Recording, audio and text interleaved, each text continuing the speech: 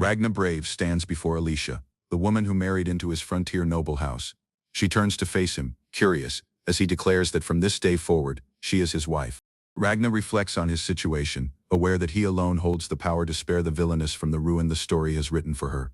He wants to resist the role fate has handed him, but pretends it means nothing. Buried behind stacks of paperwork, Ragna grumbles at his desk. He can't understand why, in a world built around swords and magic, his days are consumed by ink and documents instead. The pen scratches furiously across the page, as he vents his frustration, unable to escape the burden of administrative work even in this new life he never asked for. The butler, Sebas, delivers grim news. Nearly everyone who once lived in the mansion has perished in battle, leaving the household hollow. Sebas reminds him that responsibility now falls squarely on the new lord's shoulders. Ragna, desperate, begs for help just as Sebas arrives. The brave territory sits on a violent frontier, plagued by monsters and constant border skirmishes. Its brutal conditions have earned it a name among the nobility, land other houses choose to abandon. Ragna recalls his father and older brothers, all seasoned warriors, and how those around him never expected a member of his bloodline to be skilled with paperwork instead of a blade. Trained since childhood to fight monsters and enemy soldiers, Ragna once faced down an orc at only 3 years old. That harsh upbringing meant little when his entire family died in the war just a month earlier. Sitting alone at his desk, Ragna admits he was the sole survivor, suddenly forced to inherit a territory he never expected to rule. He complains bitterly, having once planned to live freely as an adventurer since he was only the third son. Now trapped by inherited duty, he'd rather be diving into dungeons than drowning in documents. Sebas interrupts his frustration, reminding the young master that one more responsibility still awaits him. Despite its dangers, the brave territory holds abundant resources and monster materials, drawing wanderers and adventurers whose presence keeps local trade alive. Farmland is repeatedly destroyed by enemy raids, while any attempt to expand into the mountains invites rampaging monsters, leaving the territory unable to sustain itself. Recognizing the need for outside support, Ragna understands that as heir, he must attend the academy in the royal capital to secure alliances for his land. The thought unsettles him, imagining himself groveling before other nobles just to win their backing for his struggling territory. He suggests refusing enrollment altogether, insisting his family's strength lies purely in combat training. Sebas firmly shuts the idea down. Sebas returns with something important to discuss, catching Ragna's attention as he sits surrounded by unfinished work. The news lands hard. A marriage proposal has arrived, leaving Ragna stunned as the image of a veiled bride flickers behind him. Sebas explains that such proposals aren't unusual for a lord, though Ragna can't shake the feeling that this one came far too suddenly. Sebas recalls that the neighboring nobles had always despised this land, refusing to settle here despite marriage ties. Ragna mutters that his own brothers had fiancés too, though nothing came of it. Sebas admits that when he informed those families of the deaths, their reaction felt closer to relief than grief. None of them even bothered attending the funeral. Ragna's pen snaps in his grip as Sebas accuses him of plotting to end the conversation early. Caught, Ragna simply grins and calls him out for understanding him too well. Slumped exhausted over his desk, Ragna vows to return during long breaks to manage the territory himself, already dreaming of escaping to a dormitory far off in the royal capital. Sebas shuts the idea down flatly, handing him a spare pen instead. Ragna groans that he'll be swamped with academy life, insisting Sebas simply refuse the proposal on his behalf.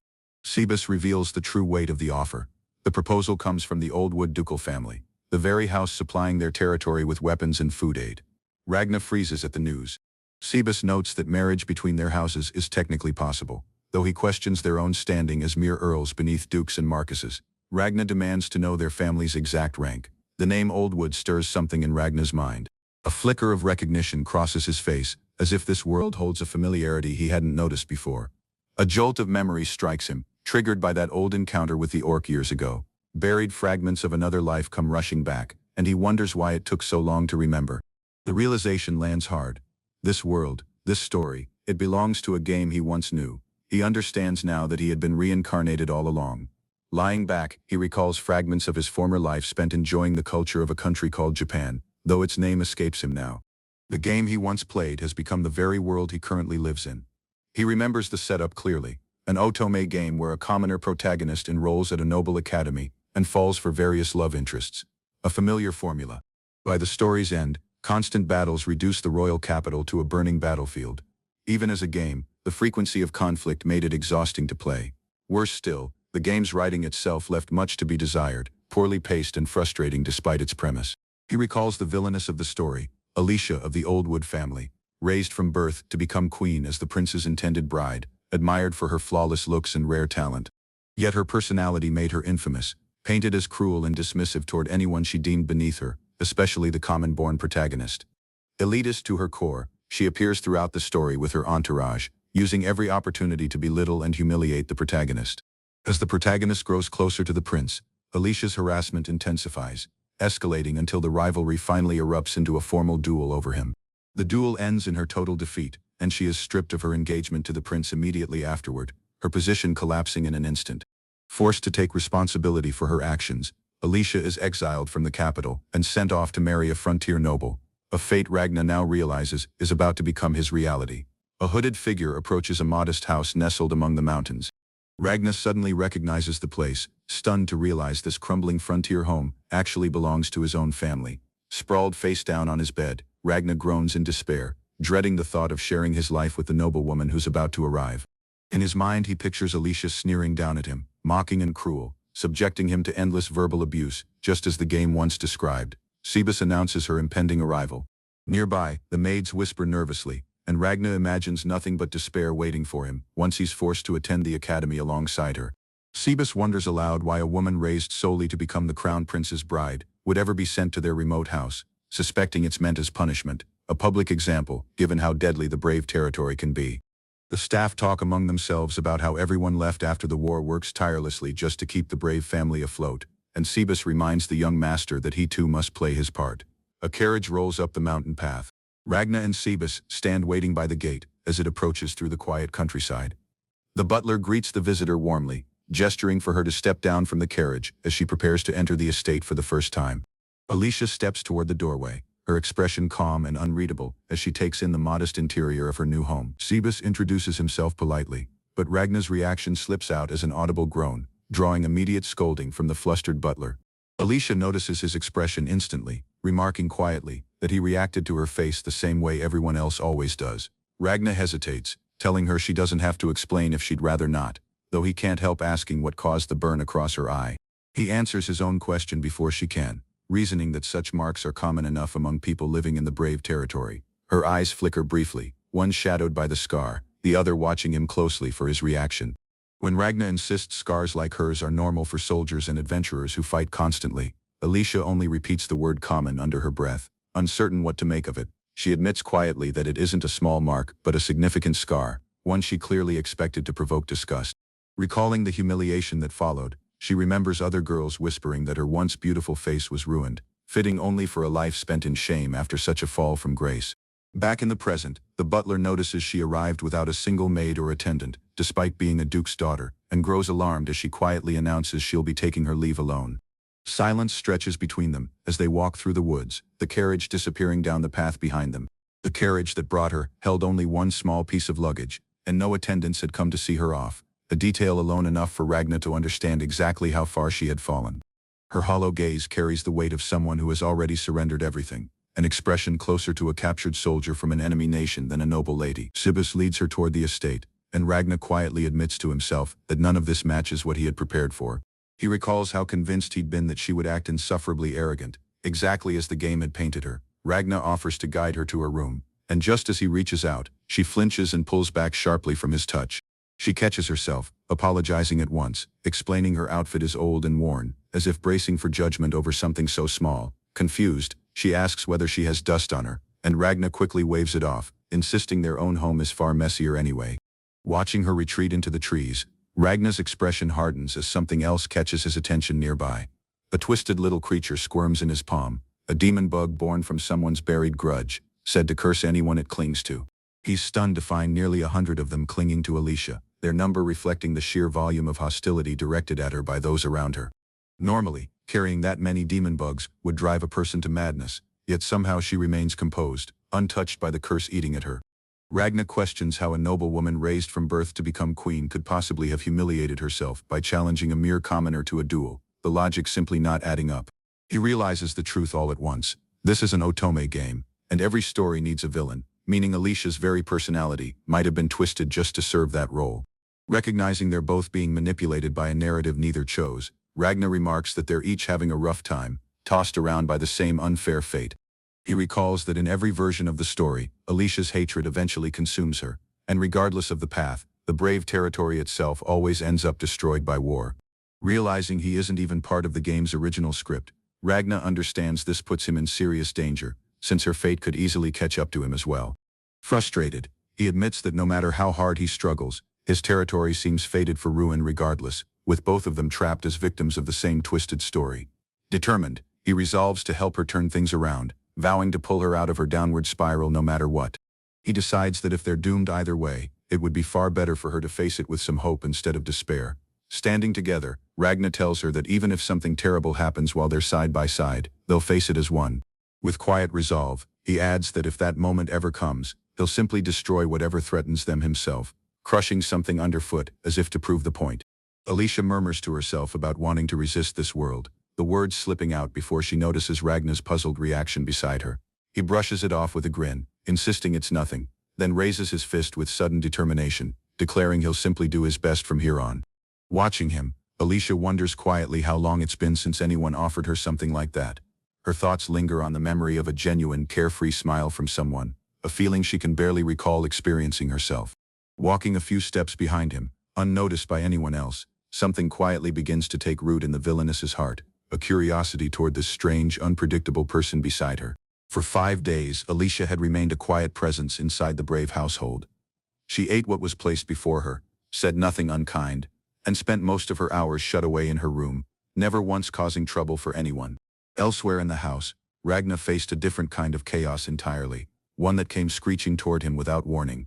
Swarms of demon bugs kept descending on the estate, and dealing with them had become an exhausting, endless chore that left him thoroughly annoyed. Catching sight of the swarm again, he called out to Sebas for backup, insisting the butler had to see the sheer number of pests closing in. Sebas only remarked dryly that the young master seemed to be struggling. Studying the mountains beyond the window, Ragna wondered aloud whether he should trace the bugs back to their source and wipe it out directly, while Sebas cautioned that such a reckless move could get the entire household dissolved. Ragna brushed off the idea of simple monster extermination, recalling how the brave family only ever knew how to fight, even in play with his brother growing up. Meanwhile, Sebas pressed him on something more urgent. Lady Alicia's troubled heart was the real reason the bugs kept swarming, and that needed fixing first.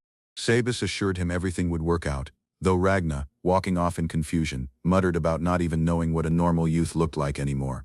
Then, standing before her door, he settled on a plan and knocked. He proposed something simple. Since academies apparently held tea parties to build social bonds, why not imitate the custom between the two of them over breakfast instead? Cheering himself on, he hyped up the idea of everyone loving a shared morning meal and urged her to wake up and join him. Alicia, startled awake, insisted through the door that she was already up, and begged him not to break it down. Moments later, the two sat together at the table, and Ragna admitted, with quiet relief, that he'd worried she might have done something drastic. When Alicia questioned why a noble would bother fixing doors himself, he brushed it off as something he'd simply grown skilled at, before steering her toward her coffee and breakfast instead. She took a cautious sip, saying nothing. Alicia confessed that at home she'd only ever had tea, and this was her very first taste of coffee, apologizing as she coughed at its bitterness. Ragna offered to sweeten it with sugar, regretting that in this world sugar was too costly to keep on hand, though she assured him it was fine. He warned her not to drink it too close to bedtime, but Alicia, savoring the sweetness, decided she could get used to this after all. Breakfast continued in contrasting rhythms, Ragna devouring his plate while Alicia nibbled hers with quiet restraint. Noticing his food, she asked in alarm if it was poisonous, only to learn the boys of the brave family were essentially raised on monster meat. Ragna explained that eating it young made it bearable, admitting the taste left much to be desired, but that it became a crucial food source during wartime. Alicia asked why he went out of his way to handle everything himself, and he answered simply that the household was short-handed, since most of the servants who once fought alongside them had died in battle. That, he said, was all there was to it. Alicia took in what she'd just heard, her expression tightening as the words settled over her. Ragna explained that within the brave family, losing a fight without dying was never treated as a real defeat. What mattered most, he told her, was surviving with everything you had, and getting back on your feet afterward. And as he spoke, he reached out and took her hand. He added that here, no one hid their scars or felt shame over them, and Sebas, standing nearby, told Alicia she was a genuinely remarkable person for enduring what she had. Ragna laughed it off, and admitted he carried plenty of scars of his own. When he leaned in close to check an injury out of old habit, a reflex from tending wounded soldiers, Sebas yelped at how near he'd gotten before Ragna casually mentioned he'd come to invite Alicia out somewhere. He asked if she'd like to take a walk with him, describing the territory as disordered yet rich in natural beauty, and remarking how small human conflicts seemed against a landscape like that. Alicia agreed the land made such struggles feel insignificant. She accepted, asking if he'd show her around, and he happily agreed, delighted by the chance to guide her through the wilderness stretching beyond the estate. Catching her breath after the climb, Alicia insisted, a little winded, that she really had agreed to come along. Ragna admitted, guiding her by the hand through the dense trees, that no one had warned him just how far into the mountains this route would go. They arrived at the Udina mountain range, a vast formation near Brave territory known for holding rare plants and minerals unlike anything found in the royal capital. Alicia confessed she'd expected a town full of local specialties instead, and Ragna laughed, explaining nothing like that existed out here, since only monster-hunting adventurers ever passed through this rough, unwelcoming settlement. He mentioned, almost offhandedly, that someone had once wagered on his father dying in battle, adding that Sebas had dealt with the culprit himself, since gambling was the only entertainment this place offered. Catching Alicia's shocked reaction, he quickly apologized, saying such a story wasn't fit for a lady's ears, but she assured him it was fine if that was simply considered normal here, the same way she'd come to accept the bitterness of the coffee. Watching her adjust to this unfamiliar land, Ragna suggested they pause for a short break. Alicia knelt by the water and tasted it, declaring it delicious, while Ragna watched her reaction with quiet satisfaction. He explained that the Udina range's high altitude and low evaporation gave the water a clarity impossible to find back in the capital. He added that while this land was harsh and difficult to accept at first glance, understanding it more deeply made it far easier to bear. He told her that enemies and allies alike shared the same earth, and that never underestimating them while learning to understand them was the key to survival, a teaching passed down through the Brave family. Alicia, absorbing every word, simply answered yes. In this land, people decided everything for themselves based on what they understood, and fought to defend those choices with everything they had. Alicia remarked that she'd finally seen the true expressions of the people living here, and none of it matched the grim rumors she'd once heard. Ragna admitted it was fine to laugh about such rumors, even though this was a place where people gambled with life and death for entertainment, and the people of Brave territory rarely laughed themselves, a habit born from years of hard decisions. As he scrambled over a rock ahead, he called back that their destination was close, urging her to shake off the mood and keep moving. Alicia turned his own words against him, pointing out that if he told her not to laugh, he ought to be the one showing her how. Reaching for his offered hand, she told him plainly that he was a strange person. Standing atop the ridge, she froze at the sight stretching before her. Sunlight poured over the sprawling valley below, illuminating fields, roads, and scattered villages threaded through the wild terrain. Alicia let out a soft sound of amazement, and Ragna watched her reaction with quiet pride. He called it his favorite place, admitting it might just be an ordinary view to some, before setting out a light snack for them to share after the long walk. He told her she didn't need to use formal language with him, and she replied that he was free to drop the honorifics as well. When she brushed off the idea as a small matter, he hesitated, but eventually conceded she had a point, before she addressed him simply as Ragna. She asked what he would do if, after endless worry and a decision finally made, the outcome still ended in regret. Ragna answered that choosing one side always meant losing the other, and once something was lost in battle, nothing could bring it back. He asked her directly what she would do if nothing remained afterward. Alicia said she'd simply be left with nothing, admitting she had lived her entire life for one singular purpose, and losing it would leave her empty. She confessed that as a duchess, she had already died once, and that was exactly why she'd come to this forsaken land. Ragna wondered aloud if severing such feelings was truly impossible, and when demon bugs surged around them in response, Alicia apologized for what she called an improper remark. Sebas later told him to face things honestly and simply be himself, though he added, not unkindly, that his young master was still hopelessly clumsy about it. Under the open sky, Ragna said her name, and Alicia turned toward him, her fist tightening at her side. Finding his resolve, Ragna told her plainly that he would protect her from that moment on, always. Alicia blinked in confusion as the two of them stood together on the open plain, the moments settling around her before she could fully react. Ragna admitted he'd practiced a dashing line especially for this moment, and though Alicia teased that he clearly hadn't gotten used to saying it, he pressed on, vowing that even without the Alicia of the duchy, she was now Alicia of the Brave family, and he'd protect her no matter what. Alicia grumbled that all her wasted practice had been for nothing, picturing the posh nobles back at the royal capital, while Ragna proudly declared he'd done some image training of his own, only for her to call the whole idea ridiculous. Composing herself, she admitted she might have been overthinking things, but confessed she didn't dislike his bluntness at all. finding it refreshingly straightforward and easy to understand. Reaching for his hand, she asked quietly whether he would still protect her even if returning to the academy with him meant facing malice and hostility from others. Without hesitation, Ragna assured her he was more than capable of handling that kind of trouble, then suddenly asked if she'd seen it, excitedly calling out to something named Onyx as Alicia looked on in confusion. A massive black dragon descended behind them, declaring that it had witnessed Ragna's vow firsthand. Ragna introduced the dragon as Onyx, his friend, explaining proudly that he'd made sure to bring him along specifically to witness the promise, unaware that Alicia had already collapsed from sheer shock. Their first outing together ended in chaos, Ragna panicking over her fainting form while the dragon looked on, marking a dramatic close to a day that had started so gently. Following their initial trip, Ragna and the noblewoman had clearly become more comfortable around each other. The following dawn, she remained stunned by the messy room and questioned his choice to make a vow before a dragon.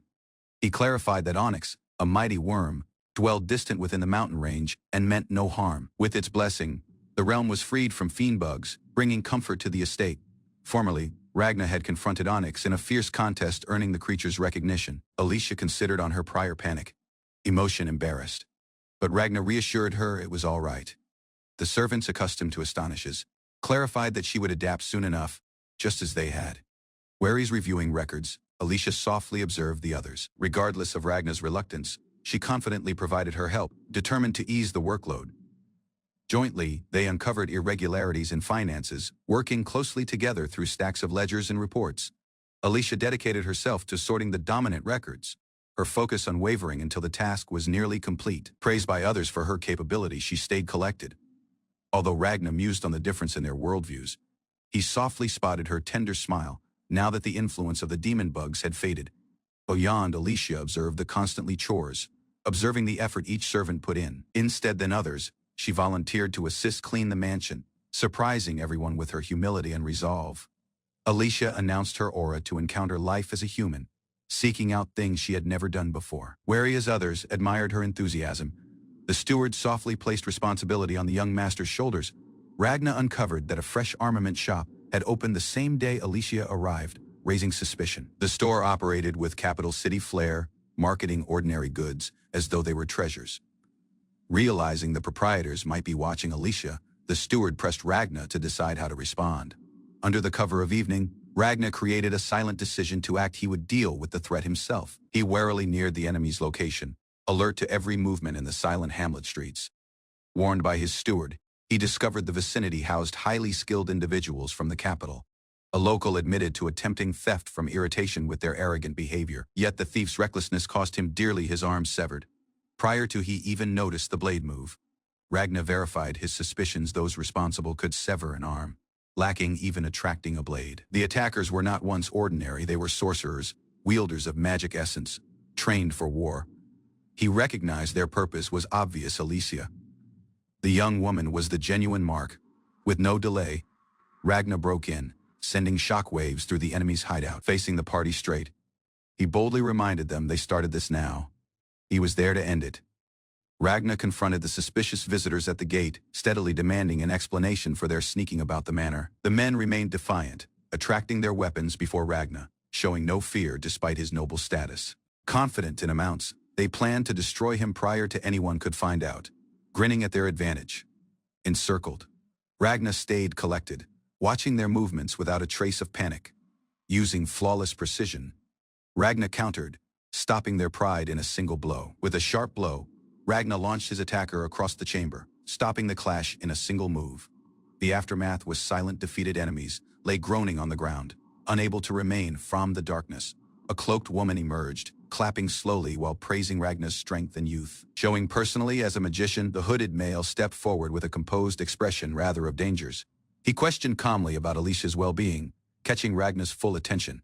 A distorted grin spread across the magician's confront as he dismissed Ragna's question with eerie laughter. He boasted boldly, describing how his accursed gift had ensnared Alicia, the so-named prodigy.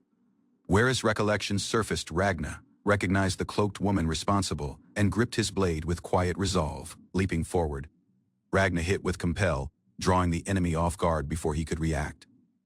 Enraged, Ragna confronted him, showing awareness of the demonic insects tormenting Alicia daily. Servants praised Alicia's warmth and dedication, describing the woman as bright and adored throughout the manor. Just as the magician readied a fresh hit, Ragna leapt into action, launching a bold counterattack. Staggered by the report of Alicia's happiness, the magician trembled, unable to embrace the truth. Recollections of his grim influence clashed with reality, and Ragna tackled the summoned creature directly. Regardless of his enemy's resistance, Ragna gripped firm, resolved to shatter the curse's grip completely. Ragna hit fiercely, avenging the hurt adventurer whose arm had been forgotten in battle. Lacking silence, he pursued with another blow, punishing the endless swarm of pests sent by the enemy. Cornering the magician, Ragna provided an opportunity at mercy in exchange for the reality behind the attacks. Panicked, the male blurted out the culprit, the Duke's household, prior to trying to trigger a spell. With no delay, Ragna delivered judgment, ending the torment Alicia had endured in silence. Indeed, while the defeated magician muttered curses, Ragna remained tall, unaffected, and silent. He smiled faintly, entrusting Cebus with cleanup, stating that curses gripped no strength over him further. Afterward, under the evening heavens, Ragna voiced a concern how to keep Alicia near during their academy days. Cebus misunderstood entirely, leaping to uncomfortable conclusions regarding scandalous arrangements. Embarrassed, Ragna clarified his aura. He solely wished to defend Alicia before danger ever reached her. Under the evening heavens, Ragna pondered the emptiness in his spirit, uncertain when it began. As he strolled through the silent hamlet, he questioned whether he could truly belong at the academy. Elsewhere, a message was being ready with careful care and important details. Alicia resolved to backing him, created sure to gather everything he might need for the new life ahead. Although unstated, their mutual worry quietly deepened as the night quietly embraced their hearts.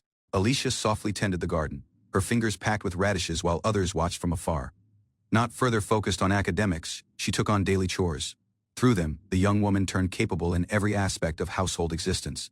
Her departure saddened the handmaid, who couldn't conceal her feelings. The handmaid latched to Alicia, pleading for the woman to stay. Regardless of protests, solely Ragna would join the academy. Alicia stayed at the mansion, her aura embraced without objection. Alicia kindly declined to send vegetables to the institute, asking they be revealed at house instead. A peculiar gift, a collar formerly worn by Ragna, was handed to Alicia for disciplinary employ, leaving her confused. The wagon departed during lively chatter, with servants shouting instructions and joking warnings toward Ragna. As they rode jointly, Alicia admired how intensely others worried for Ragna, expressing quiet envy, reflecting on the instant. Ragna recognized it was his initial time ever leaving home. Mirth packed the chamber as Ragna spent time with the staff, sharing smiles and stories before his departure. With a silent farewell, he departed the manor, passing through the familiar fields that stretched toward the horizon. The driver pointed out the imperial metropolis in the horizon as Alicia looked on in silence, emotion reluctant. Ragna questioned Alicia for a small favor, his expression turning serious.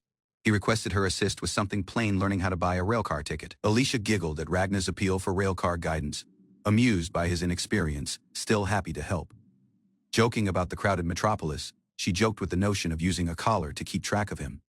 As they neared their goal, Ragna gazed up in wonder, taking in the unfamiliar sight. The imperial metropolis, Aether, emerged grand, protected by a mystical barrier and home to over 1 million.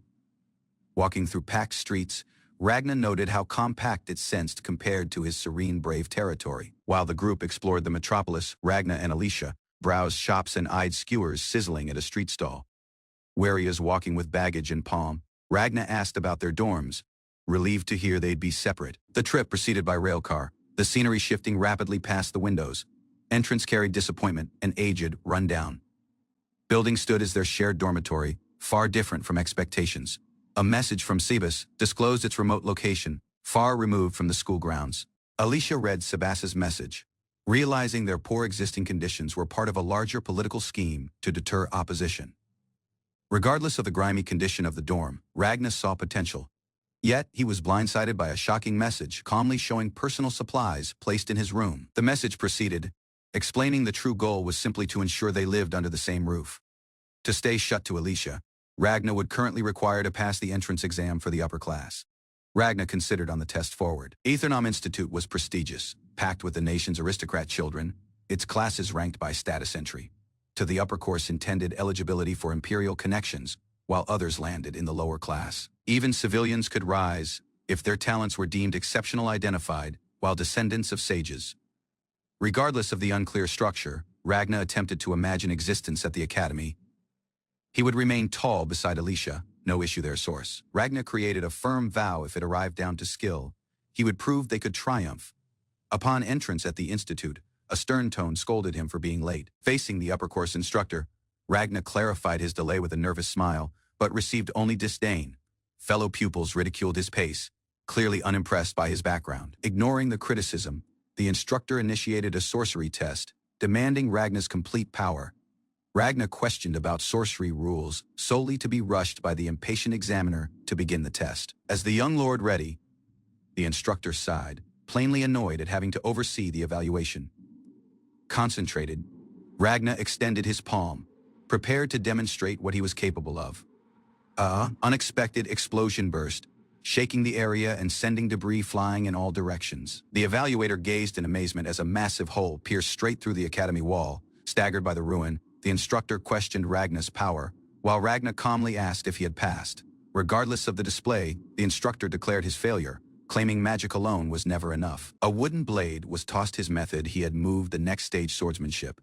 Victory currently depended on defeating the evaluator straight, without assistance. With sorcery banned, Ragnar embraced the test, ready to prove himself through strength alone. With a swift hit, Ragnar launched the instructor backward, stopping the fit instantly, examining the shattered armament. He spotted Iron's secret inside the teacher's sword, unlike his own. The young lord confronted the evaluator, realizing the test had been fixed against him. The institute principal, Vorzia Grand Cascade, emerged, raising wonders about the manipulation. Ragnar reaches at the institute on the date of the transfer exam, where he is greeted by the stern director, Vorzia Grand Cascade. As Ragnar walks through the hall, he feels the intense look of the scholar, a mighty noble from a ducal house whose attention could spell trouble. The scholar observes Ragnar carefully, wordlessly judging his presence and potential. Unexpectedly, the scholar announces Ragnar has passed the exam. Regardless of wonders about standing, the sage dismisses status differences, affirming Ragnar's worth. The academy headmaster proposes Ragnar the chance to join the elite upper class, testing his intent. Where he is reluctant, Ragnar reflects on anyone important to him. The reason behind his resolve. Driven by duty, he announces his intent to defend her. The headmaster accepts his response. Murmurs of his background and his fiancée's actions stir unrest amid the servants. Angered by bias, the headmaster silences dissent with a thunderous reprimand. The headmaster chastises the instructor, asking him to guide students properly rather than stir unrest. Ragnar gains unique approval to share a dormitory, provided boundaries are maintained respectfully, returning house. He softly reflects on how that identical teacher once supported the protagonist in the original story. A maiden rushes to him with worry, visibly reassured he is unharmed. The woman's fresh uniform catches the lord's eye. Over drink, Ragnar recounts the test ordeal, steadily affirming his success, despite the pressure interested. The maiden at last asks Ragnar to explain his mysterious magic disease. He confesses it's tough to explain, though he can use all basic elements. Her belly rumbles mid-believed. Embarrassed by the untimely commotion, the young woman wordlessly clutches the melon she's holding. Embarrassed, she runs off, declaring they require to ready a proper meal for tomorrow. Wary is walking jointly, she informs him no violence is allowed at the academy. Alicia gently admits she not anymore fears judgment, as long as Ragnar remains by her side. Ragnar responds with unforeseen honesty, acknowledging Alicia's power is deeper than his own. He admires her silent endurance, the capacity to endure emotional pain, something even warriors struggle with. Confident in her identity, she walks forward lacking dishonor, remaining tall in a world that once scorned her. As they enter the institute jointly, murmurs stir around them, but Alicia walks on unshaken. A pupil with distorted thoughts sees Alicia's lowered rank as an opportunity for his own gain. Prior to he moves, he falls. Ragnar had quietly unleashed killing intent. Alicia swiftly informs him to halt. Afterward, in course, Ragnar shrugs off the incident, questioning if everyone from the mainland is just that weak. He remembers the story's heroine, a radiant maiden who was destined to become a saint. Snapping rearward to truth, Ragnar confidently answers a course question, his mind now sharper than ever. In course, a fresh maiden explains a rare type of magic one, without any elemental attribute, requiring a deep mastery of emptiness. She waits confidently, drawing focus with her composed demeanor and glasses. Ragnar recognizes her at once. She's the story's initial protagonist. A lady joined the chamber and confirmed the student's answer. Noting it was a trick question, Mariana Ocean confidently solved the issue, impressing the instructor and surprising her peers. She labored with cracked spectacles and stern whispers from others, who doubted her role as the story's heroine. Regardless of being provided a fresh seat, Mariana smiled and chose to manage on her own. Annoyed, the instructor reassigned her to the forefront seat for the next change. Ragna observed wordlessly as Alicia frantically regretted in the classroom, her actions drawing attention. During a silent holiday, anyone queried Alicia's strange behavior and the source of her struggles. He desired to inquire about her history, but hesitated, while Alicia dismissed such curiosity with a casual warning. Abruptly, a crash from above interrupted the instant, drawing both of them off guard. Rubble fell violently, and Alicia shrieked, shielding herself as the ceiling fallen around her. Puzzled, questioned regarding the glowing shield. Ragna clarified it was a secret shield. He elaborated that the sorcery he employed was a holy shield, similar to the one protecting the royal capital. Alicia was astonished that he could throw sorcery without speaking. While Ragna noted its versatility, the young lord offered an example of how barriers are typically perceived while solid walls in combat. Using a smooth gesture, Ragna demonstrated chantless casting employing a floating kettle to pour drink. With Reduce, Ragna demonstrated how barriers could grab whatever form, even guiding coffee mid-air. Alicia observed in awe as the floating cup captured everyone's focus alongside its charm.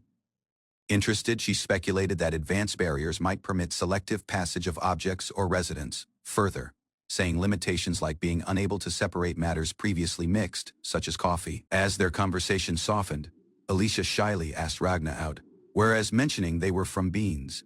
Alicia proposed visiting a cafe she asserted functioned exceptionally good coffee. As they strolled through the streets, Ragna queried where she obtained her information. She recalled facing a fellow brew lover during lunch at the library who recommended the location. Ultimately, they reached at the store named Ocean, a cozy specialty cafe. Receiving the bell ring, Ragna gazed in amazement, sensing something oddly familiar. Within the cafe, an astonished maiden greeted Alicia. Recognizing her immediately, beyond, Ragna snapped from a daze as Alicia named for him, while Mariana looked on in confusion. Introductions pursued swiftly. Mariana recognized Ragna was the coffee enthusiast her friend had mentioned. Although they revealed a course, the two had never spoken until now, staggered by Alicia's aristocrat fiancé. Mariana grew embarrassed and overly apologetic. Mariana panicked, dropping to the ground in apology, fearing penalty for offending aristocracy. Regardless of her rank as the story's protagonist, Ragna felt disheartened by the overreaction. Regaining her composure, Mariana confessed she talked initial and apologized for losing control, expressing hope for friendship. She had assumed Alicia was a fellow civilian following seeing her drink brew alone at the library. Confused, recognized there was the other sage's disciple, something that deviated from the original game. Alicia steadily verified that she had acted solitary, unaware of the stir Mariana's actions had caused. Mariana emerged puzzled, realizing she hadn't learned about the incident surrounding the Academy's decisions. In an embarrassed explanation, she admitted to boarding the wrong carriage, ending up well beyond the capital. Ragna softly queried the moment, was it truly a mistake, or something intentional behind the detour? Lightening the atmosphere, Alicia pointed out Mariana's magical talent, joking the woman's about her absent-mindedness. Boldly, she asserted to be skilled in magic, though her parents often called her useless in other areas. With a grave glance, she disclosed their passing both had died from illness the previous year. Although astonished, no rage lingered. Thankfulness packed her remarks as she credited them for her current path. Realizing her lapse, she smiled and provided brew, having lost to serve her guests anything. A heated sip afterward, delight lit Alicia's confront as she praised the drink's rich taste. Compliments packed the chamber as the brew impressed both guests with its distinct flavor. Regardless of employing identical beans, Ragna confused over why his brew felt harsher, drawing a teasing comment from the butler. Jokingly, he named Mariana his mentor, causing mirth and a flustered reaction. Gently, she confessed her astonishment. Nobles were supposed to be intimidating, yet these two felt different. When questioned about her discomfort about aristocracy, a distant memory stirred, though it remained faint and unclear. As a child, she was warned that aristocrats were risky defiance intended death. Not much following. A noble's coach struck her without warning while she was crossing the road. Lying on the ground, she observed the coach roll away, its passengers indifferent to her agony. With weakened eyesight from the accident, her household became to brew, believing it might help. Over a period, their revealed cups turned a daily ritual, transforming them into devoted coffee lovers. When questioned about her strongest sorcery, she boldly pointed out her talent in spellcasting.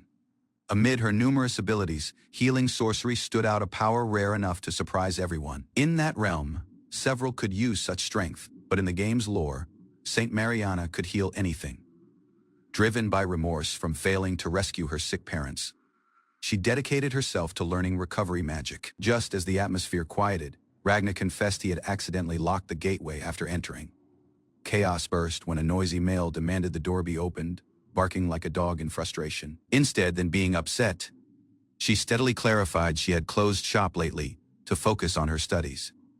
On their method out, Alicia questioned if she would stay in the residence, noting her status might exempt her. The silent warmth of her estate created it feel like home. Afterward, a stern official reminded the woman that financial backing depended on maintaining top academic performance. With a hopeful grin, she provided her backing, encouraging Alicia to rely on her if needed. Thankfulness glimmered in Alicia's gaze. Just receiving those remarks was more than sufficient.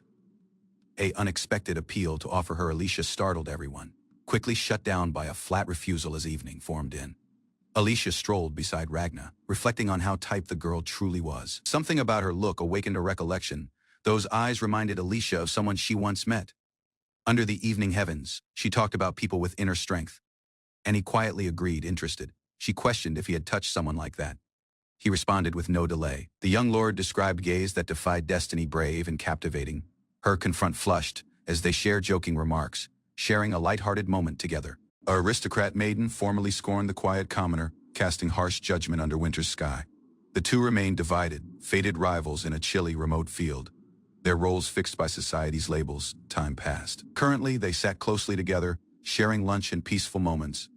Their friendship bloomed, attracting smiles and respect from those about them. A close-by youth observed, confused how enemies became allies so naturally. Wary as Mariana pondered about Ragna's absence, she noted how dedicated he was to his studies.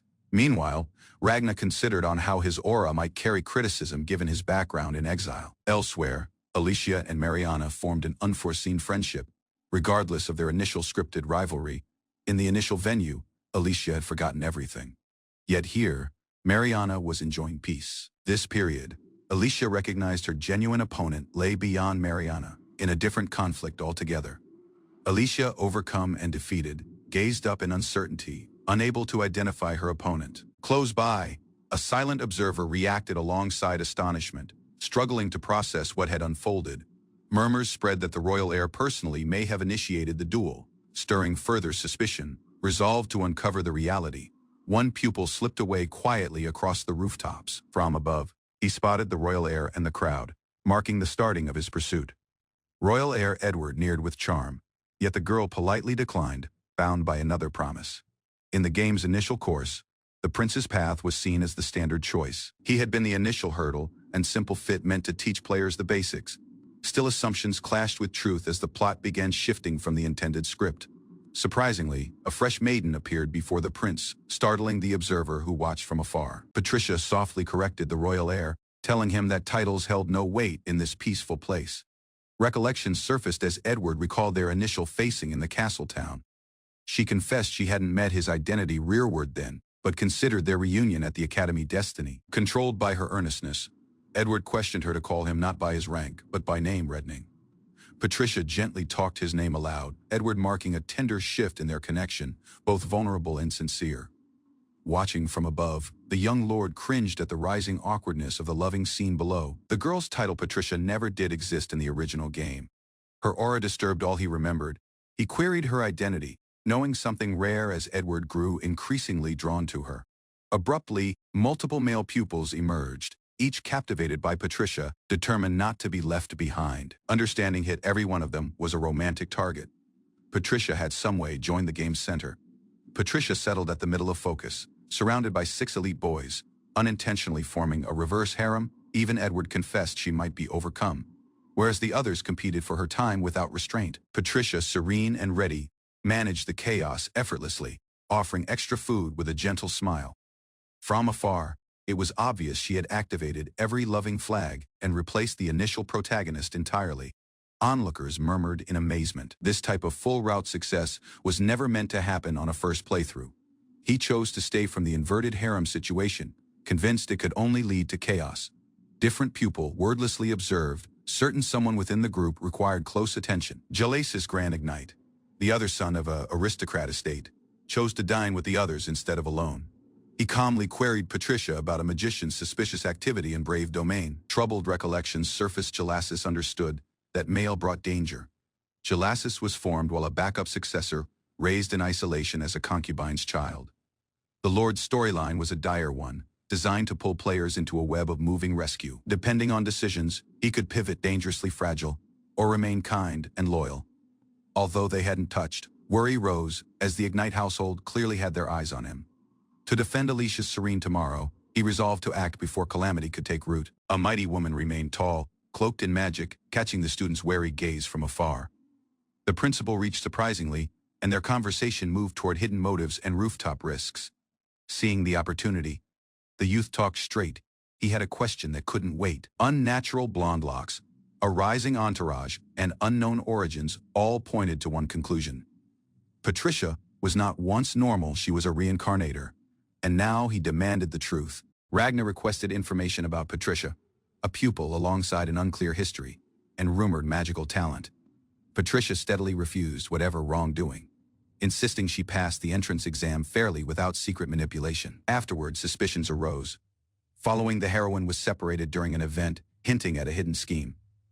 Evidence proposed the Ignite household assisted in switching the coach.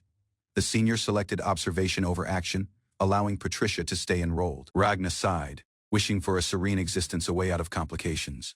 The senior queried his restrained lifestyle, telling him of his youth and freedom. Instead than complain, Ragnar dismissed it off, explaining his part as a noble from the distant frontier. With a grin, he invoked the legacy of the brave household, proud still humble. The senior considered wordlessly, acknowledging the enduring strength carried in that noble bloodline. The young lord challenged Ragnar's determination, questioning the power of his determination. With no delay, Ragnar launched a fierce punch, slamming directly into the elder's face. Their conflict ordered shockwaves through the corridor, breaking the surrounding walls.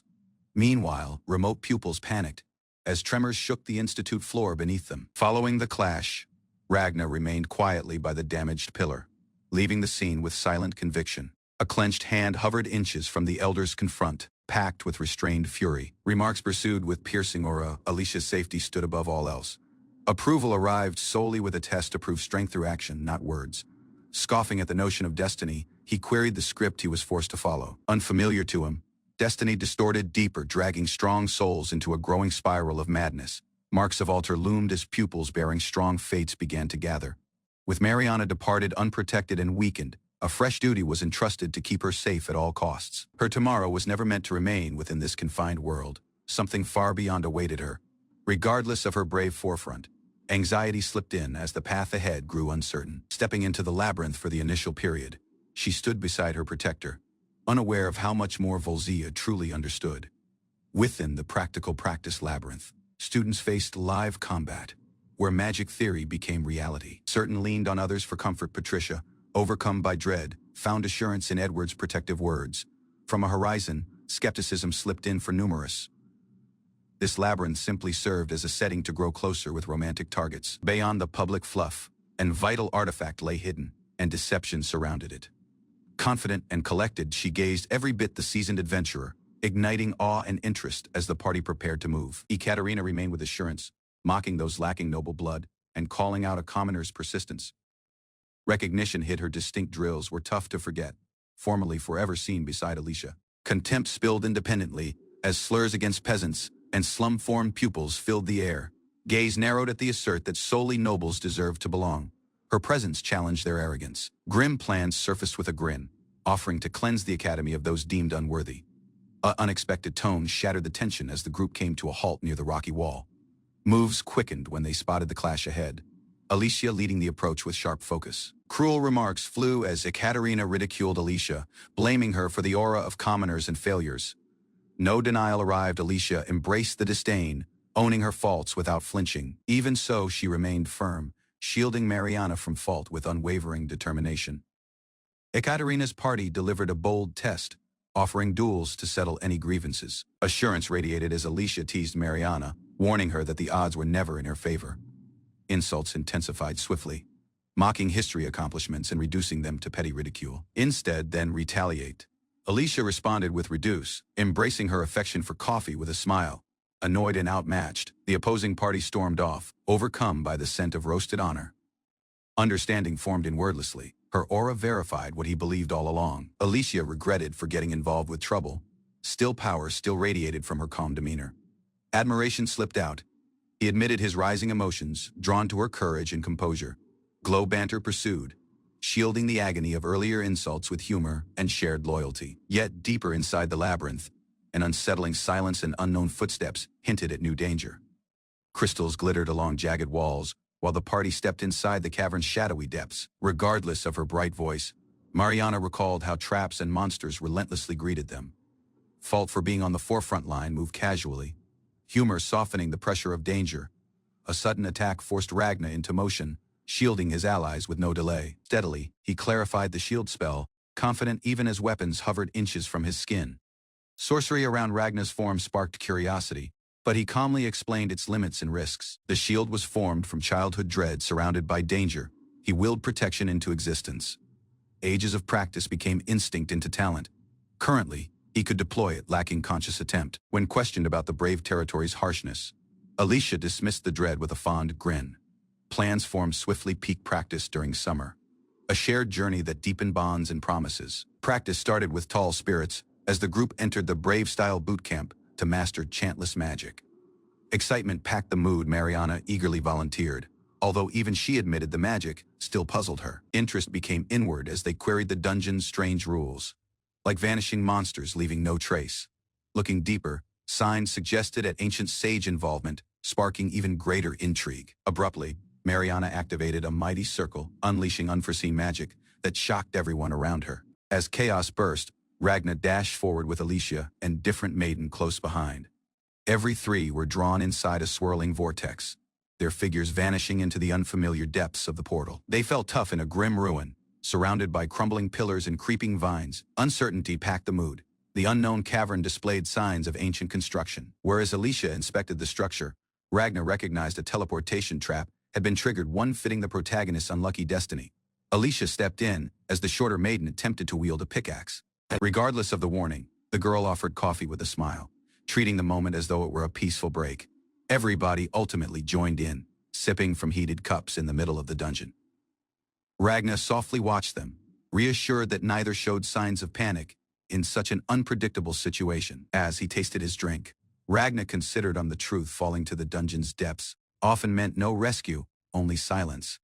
Ragna remained facing the party, his serene expression contrasting the unease on their faces as tension thickened. Alicia voiced her concerns, saying how remote and risky their situation had become, questioning Ragna's composure. With reassuring assurance, Ragna promised there was yet a method forward if they remained steady. Instead than retreat, they selected to venture deeper, heading straight into the dungeon's many perilous region.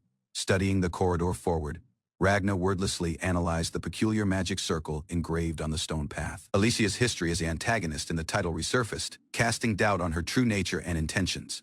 Regardless of lingering wonders, the party pressed on. A pendant smothered deeper within was essential for their scheme. Met as the holy artifact, the item held the power to save the kingdom in the final stages. The artifact was essential to rousing the saint, obtainable only by following specific character paths. To retrieve it, they required to lost the construct, guarding the door, and locate the nearby teleportation circle. Ragna revealed what the record stated: defeating the guardian of the deepest level might permit their comeback. Alicia pointed out the looming danger, dreading the attempt it would grab to confront such a foe. Their course guided them to an undecorated door, radiating an eerie presence. Something important waited within. To their astonishment, no guardian remained observed. A hint of optimism awakened. Possibly it truly was the exit. That optimism disappeared immediately. From the darkness, the construct disclosed itself, its massive form radiating menace. Ragna's gaze opened in alarm as Mariana remained frozen, the monstrous golem looming behind her, acting fast. The young lord grabbed her and leapt obvious of the incoming flame, shielding her from the explosion. From the flame emerged a towering beast, its form burning like a furnace, emitting unstoppable strength. The sheer intensity of its aura amazed them, its spirit blinding, like standing before a miniature sun. Such dominant sorcery could rival legendary beings, possibly a dragon, or even the mythical beast Fenrir. Ragna pressed the others to go rearward. Prior to them remained a fiend one Alicia would later entrust her soul to. Alicia abruptly stiffened, her countenance tightening as memories surged. Her thoughts spiraled to a history loss, voices condemning her for losing to anyone beneath her status. Trembling, she labored to breathe, Her gaze opened as panic took hold and past trauma resurfaced. Next, a remote tone called her name. That familiar sound pierced across the haze, grounding the woman's formerly more. Ragnar grasped Alicia's confront, resolutely bringing her rearward from the grip of her trauma. His tone stable. He pressed her to look at him, assuring her that everything would be fine. Her gaze softened, uncertainty gradually fading as his words anchored her in the present. Following confirming their spells, Ragnar instructed the others to stay beyond and race toward danger alone. With determination burning in his gaze, he promised to finish the threat with his own hands. Fury in his gaze, Ragnar charged towards the construct, blaming it for reigniting Alicia's pain. As he released his sorcery, the creature's form began to shrink under the pressure of his assault. Energy burst outward. Ragnar sprinted alongside the explosion wave, aiming straight for the spirit of the threat. Moment his hit, he cleaved through the enemy's defense with explosive force and precision. From the company, the others observed in awe he'd severed the monster's head. Yet another presence approached behind. The headless construct staggered, mumbling in uncertainty as molten blood poured out of its neck. Still regardless of its injuries, the monster let out a twisted laugh and began to regenerate with eerie ease. Unshaken, Ragnar dared it to strike, charging in with no delay to provoke its next move. With a fierce leap, he slammed different devastating blows straight into its center. Remaining firm, Ragnar ridiculed the creature's frail defense, calling it unworthy even of the lowest-ranked brave. The construct roared in defiance as Ragnar's blade plunged profound inside its skull. A flaming explosion swallowed him moments later, consuming the space in searing white heat. From a horizon, Alicia and Mariana shouted out his title in panic. Fearing the worst, the creature reveled in the fire, declaring its command to scar everything to ash. Emerging safe, Ragnar gazed coldly, mocking the flame he'd endured worse from a true fire dragon. Ragnar stepped towards the corrupted beast, demanding to understand the identity of the one sealed within. He recalled the wilderness of demons, formless beings trapped through pacts by humans seeking their personal gain. The golem's stillness never did faze him. Rather, Ragnar gazed, unblinking at its distorted grin. With no delay, he extended his hand, ready to read the magical signature through direct contact. A sharp pulse burst as he hit the demon's center, unleashing a wave of radiant force. Ragnar's instincts shrieked as he recognized the construct was initiating self-destruction. Alicia and Mariana braced inside a shield, struggling to preserve it as the explosion erupted violently. During the chaos, Ragnar shielded them alongside a final surge of sorcery, redirecting the shockwave outward. The ground trembled, cracks spreading as the chamber lingered alongside aftershocks from the explosion. Kneeling, bruised yet living, Ragnar accursed under his breath someone had been orchestrating everything from behind the scenes. Alicia hurried to Ragnar's company, concerned about his injuries.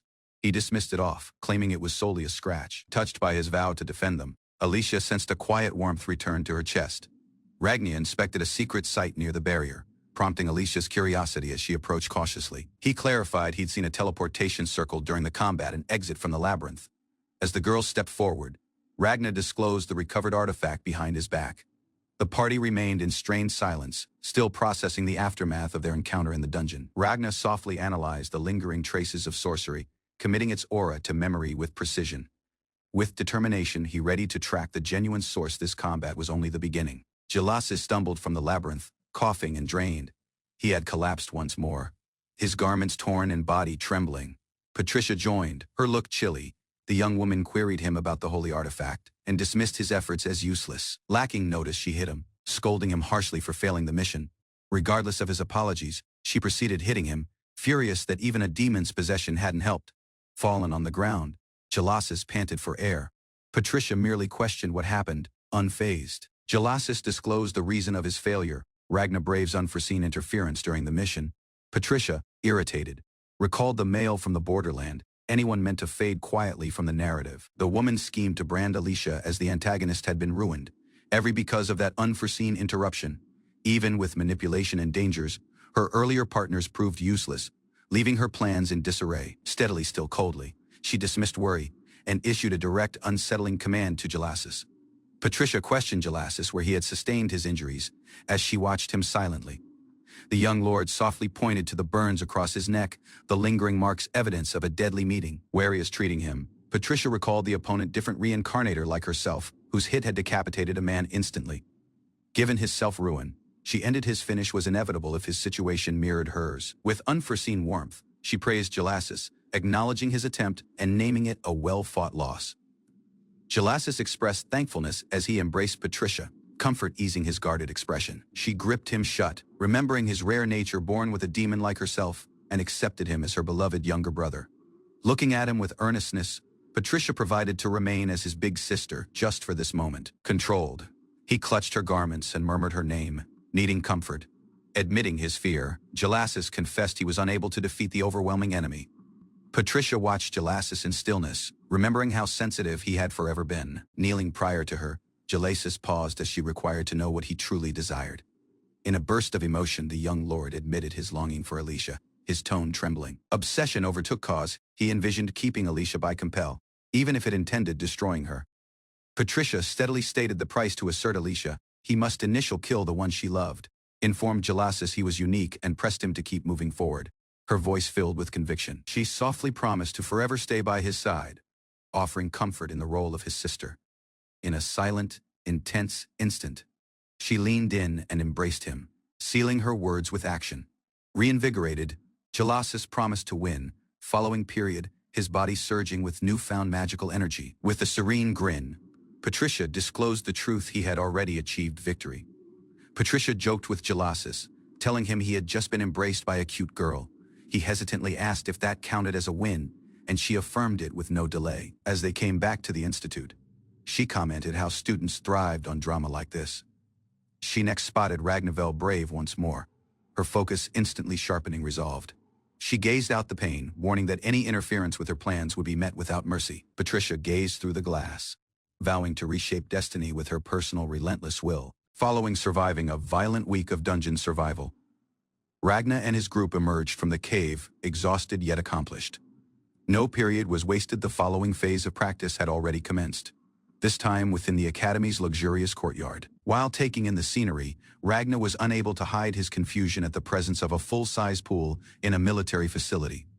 The scene unfolded strangely, with pupils abruptly donning swimsuits, confirming once more that this world followed the absurd logic of an automny game. Patricia paused at the water's edge, causing both male peers to rush forward, eager to assist her personally. Wary as others enjoyed the poolside mood, Ragna stayed distant, unmoved by the so-called reward event that followed their battle. Mariana, wearing her bathing suit, approached him cheerfully and asked why he was never participating, unaware of his awkward discomfort. Trying to lighten the atmosphere, she proposed drink and commented on how perfect the day was for magic, her energy infectious. Regardless of distractions, she stayed concentrated on the few people she trusted: Alicia and Ragna, displaying a quiet loyalty that grounded her. As a civilian, Mariana remained out not for her strength, but for her humility and the respectful way she carried herself. Ragna strolled alongside Mariana, softly pondering Alicia's absence, whereas a few unnoticed admirers watched from afar.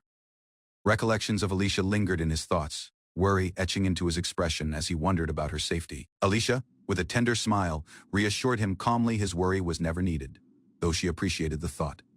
Mariana, knowing his worry, selected to stay nearby, believing Alicia could overcome any hardship without needing rescue. The serene instant shattered when Mariana was abruptly splashed in the face, catching her off guard in the middle of her spellcasting. Whereas Mariana practiced liquid element sorcery, Ragna warned others to stay back. An accidental splash ordered the woman's spectacles flying. Closed-by pupils murmured about the scars on Ragna's body, fueling unfounded rumors that his presence brought misfortune. Sitting solitary, he sank into self-doubt, convinced he'd not once shaped real friendships. The belief departed him, emotion isolated. Onin's silent classmate observed him silently, their gaze lingering as though sensing the weight Ragna carried alone. Surprisingly, the classmate remained and extended a palm, startling Ragna with an act of unexpected kindness. Ragna was amazed when Gelassus calmly pulled him to settle down beside him, breaking the expected distance between them. About the basin, the atmosphere remained lively, though their quiet moments stood out in contrast to the noise. Sitting jointly, Ragna located personally uncertain. It was his first real interaction with a supposed capture target, and he was unable to read Gelassus at all. Trying to understand, the young lord questioned why Gelassus neared him. The response stayed vague, yet hinted at quiet reluctance toward the group. With his rearward turned to the water, Gelassus finally admitted his discomfort. He simply was never good with it. Ragna was taken off defense when Gelassus complimented his physique, a remark that created him unsure how to respond. Looking down at his personal bare torso, Ragnar awkwardly pondered whether he should have put on a shirt as Jalasis steadily asked about a wound. Recollections of Alicia surfaced. Her visible scar reminded him that showing one's wounds was never a weakness but strength. As the two proceeded talking, Jalasis expressed respect for Ragnar's power, impressed by the scars earned in battle from the Fripe territory. Sitting carefully together, they shared a brief understanding. Both had suffered difficulty, forged by upbringing and duty. Ragnar and Jalasis settled in stillness, a peculiar tension forming between them, despite the earlier conversation. Internally, Ragnar panicked, naming the situation awkward and looking for help. Even Seba's, his butler, was never around to rescue him. They shared several remarks about the seat they both claimed, neither wanting to move yet unsure how to continue the moment. Abruptly, Jalasis became and gazed with an unreadable expression, his gaze steady and deliberate. Next, he questioned a surprising query, one that caught Ragnar completely off guard. "Have you ever held hands with someone?" Jalasis proceeded with unforeseen wonders about love, hugs, and affection, startling Ragnar with their directness and emotional weight. Ragnar was unable to follow the sudden shift. Jalasis ignored every conversational course, pushing forward with raw honesty that departed him frozen. Internally, Ragnar panicked. He recognized Jalasis had joined what he named the emotional phase, a turning point triggered after hitting enough story flags out of a horizon. Others spotted too. Jalasis, formerly remote and aloof, had started showing curiosity in the protagonist, asking deeply personal questions. When confronted, Jalasis replied directly he was merely curious about Ragnar, that reality more than anything hid a deeper feeling. Jalasis sensed the moving intensity towering and feared the situation might escalate into something unexpected, like a kiss. Prior to strain could form further, Ragnar struck with humor, launching a playful Brave-style rejection punch to defuse the moment. Yet Jalasis was never done. Lacking notice, he leaned forward and questioned a sharp question. "What do you like about Alicia?" Taken off defense, Ragnar could solely ask what was going on. Jalasis's manner became solemn, shifting the mood. Next came a cryptic revelation. Jalasis declared that Ragnar was never supposed to be here, hinting at something far deeper than affection. A much silence lingered in the air as Jalasis and Ragnar exchanged a look. Something unstated moved among them.